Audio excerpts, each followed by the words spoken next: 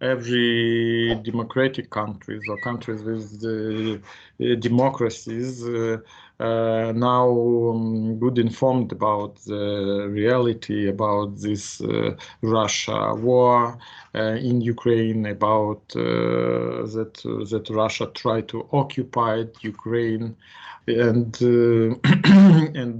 for this moment there are hundreds and thousands of journalists are covering this war in Ukraine, and just yesterday I told with some officials from our Ministry of Defense, and she told me that there are more than 5,000 war accreditations, war press cards issued in Ukraine for this moment, from the first day of war. So I think that it means that as journalists from Ukrainian media and journalists from foreign media receiving war press cards, but 5,000 war press cards, it means that this war is covering as maybe live show, as a reality TV reality show. So I think that everybody who is interested in Ukrainian topic in this war know everything about it. But in countries where democracy is not priority, we see that such country and people in these countries, they maybe don't realize, they don't know, but it's evident that now Ukraine is a victim of Russian aggression, and we see that Russia as a state is a terrorist state, and there are many evidence that Russia organizing genocide on Ukrainians, and we saw horrible pictures and details from Bucha, from Irpin. It's neighboring cities and towns close to Kiev, and we now saw many horrible videos and pics from Mariupol, and we see that Russia doesn't ruin only military places, but it's Russia tried to ruin peaceful country and peaceful people in Ukraine.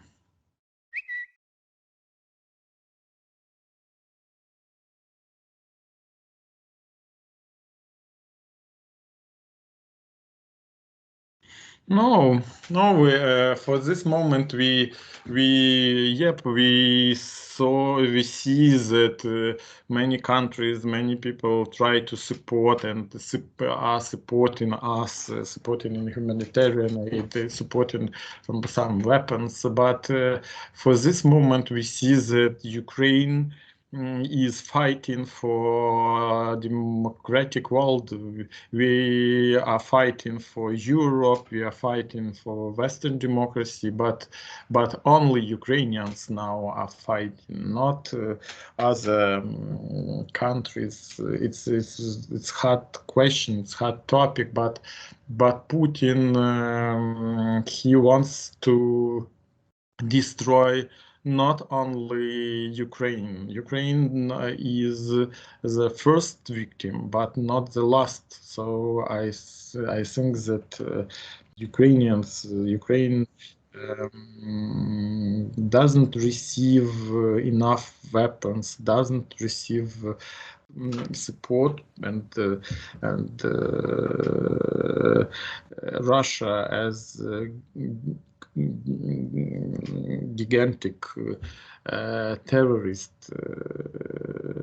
has more possibility to ruin, to fight, to have more long war, and we hope that the world will be more effective to supporting Ukraine and to stop this ruin war.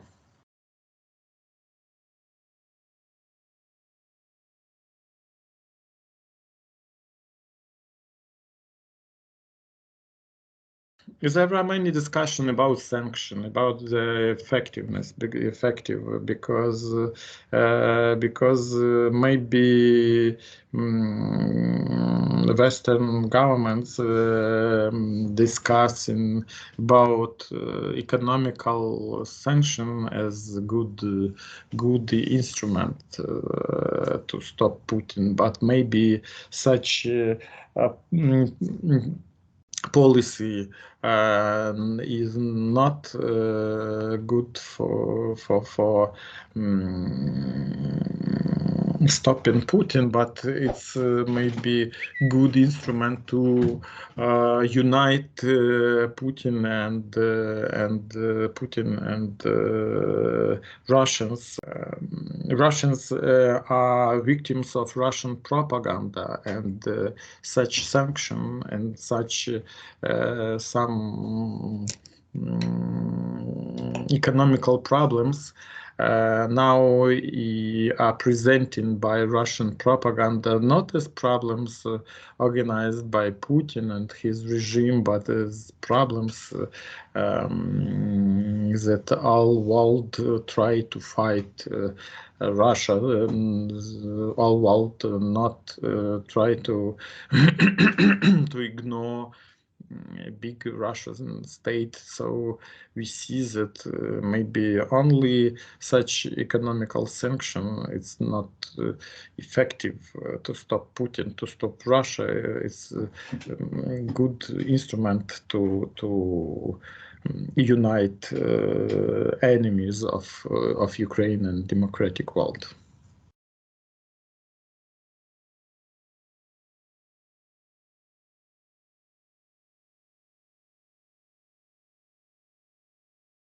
Russia financed many projects, financed many journalists, experts in Western societies. So Russia has many agents in media and society in Western countries, and it's hot topic how to stop the influence in media and society. Yep, we agree. We think that now European Commission and in Europe, in state, in Great Britain, governmental bodies are banning Russian media, but Russia try to use social media, try to use many agents in different spheres. So it's not easy decision how to stop spreading of misinformation, disinformation. We see that in now in this war and on these days, Russia use informational weapon as real weapon, because Russia has proactive policy with using fake and informational manipulations to receive results in these days. So it's very hard challenge for Western or any countries how not to be victim of Russian propaganda and Russian informational terrorism.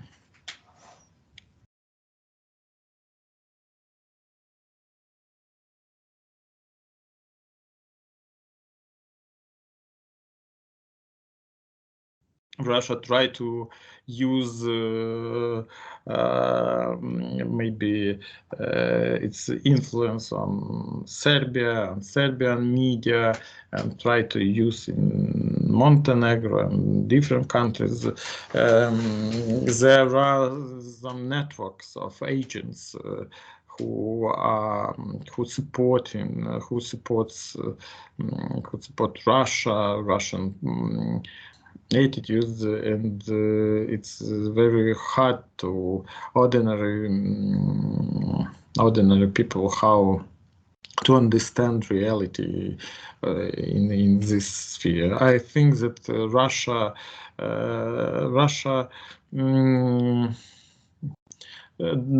doesn't want to support Serbia or support some Balkan countries. They try to use Serbia and to use realities and maybe conflicts on Balkans to use to disorder the world, not to support, to help, not to solve problems, but they use problems and conflicts to organize bigger problems. And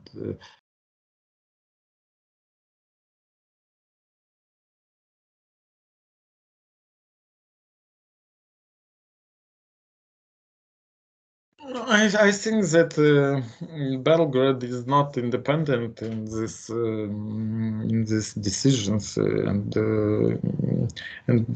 Belgrade maybe tries to use the situation to receive some maybe financial, economical support from Russia, but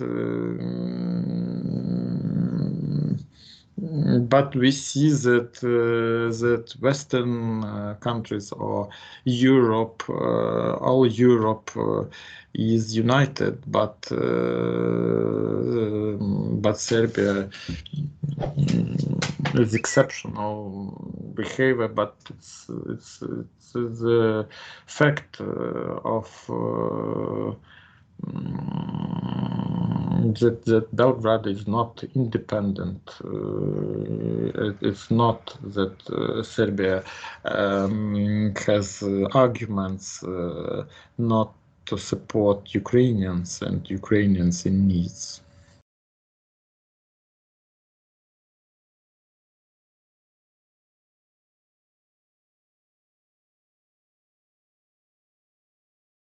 I and my colleagues from National Union of Journalists of Ukraine, we are happy that Kosovo government and Kosovo proposes such a great program to support the Ukrainian journalists and to support shelters for my colleagues.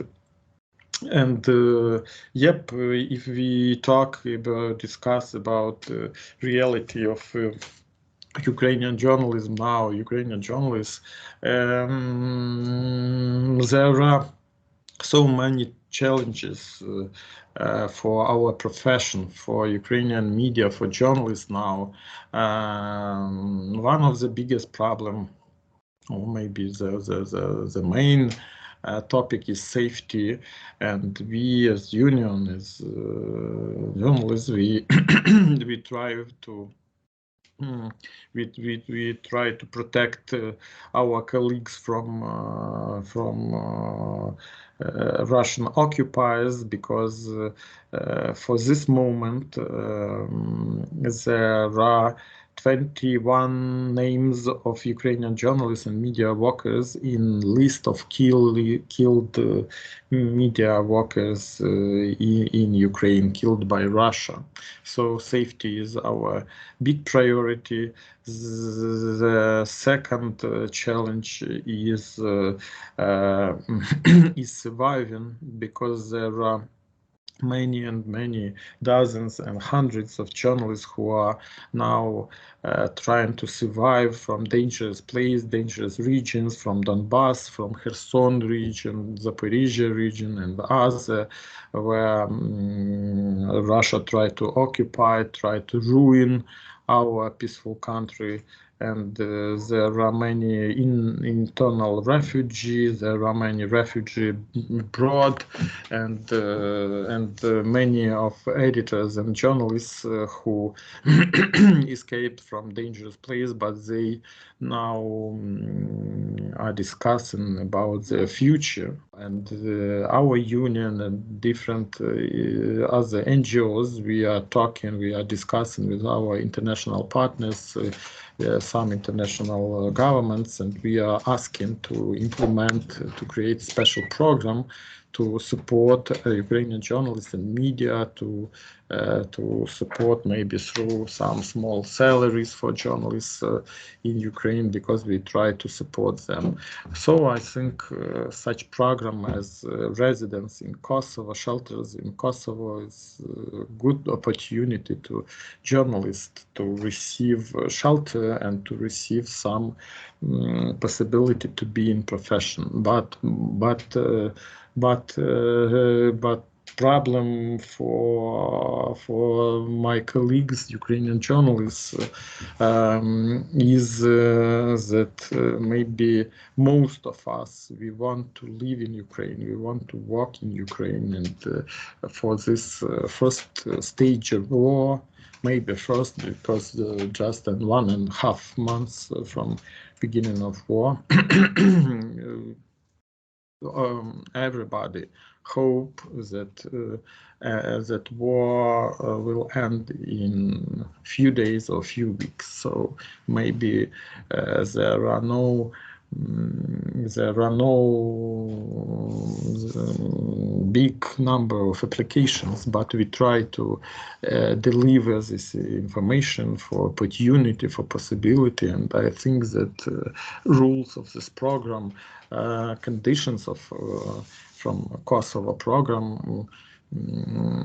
are great, as very great for journalists. So I hope that in next some weeks we receive many applications, because now Ludmila Makey, she's first our applicant, Ukrainian journalist. She is received good shelter. She received any support, all support from Kosovo, as governmental, as media sector. So I think that such great start of this program will be successful in future too.